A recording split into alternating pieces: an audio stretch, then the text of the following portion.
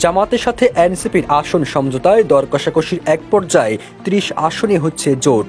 একই সঙ্গে জামাতের পক্ষ থেকে জোট সঙ্গী হিসেবে আসন প্রতি এনসিপিকে নির্বাচনী খরচ দেওয়া হবে ১.৫ কোটি টাকা। জামাত এনসিপি জোট সরকার গঠন করলে নাহিদ ইসলাম হবেন প্রধানমন্ত্রী।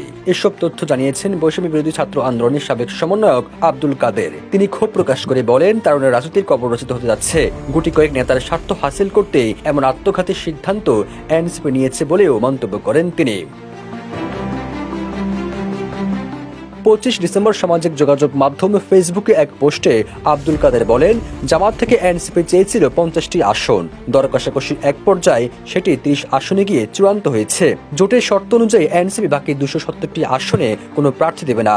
আব্দুল কাদের আরও লিখেছেন, ৩০টি আসনে কারা কারা চূড়ান্ত হবেন সে দায়িত্ব জামাতের পক্ষ থেকে এনসিপির একজনকে ঠিক করে দেওয়া হয়েছে। তিনি হলেন নাসির উদ্দিন পাটোয়ারি, আর জামাতে থাকবেন আব্দুল্লাহ মোহাম্মদ তাহের।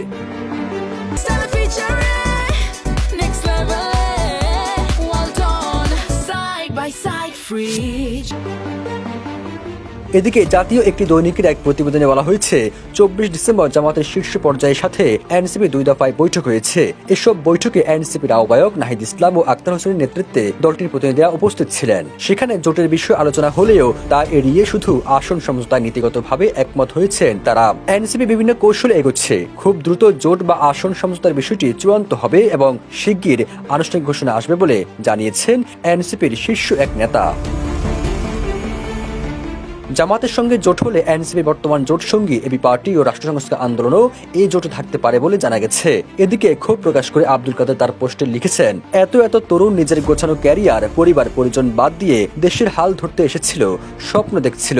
নাহিদ ইসলামরা গতকাল রাতে গিয়ে সেই স্বপ্নকে মাটি চাপা দিয়ে এসেছেন। সবুজ আলম, নিউজ ডেস্ক, ইত্তেফাক।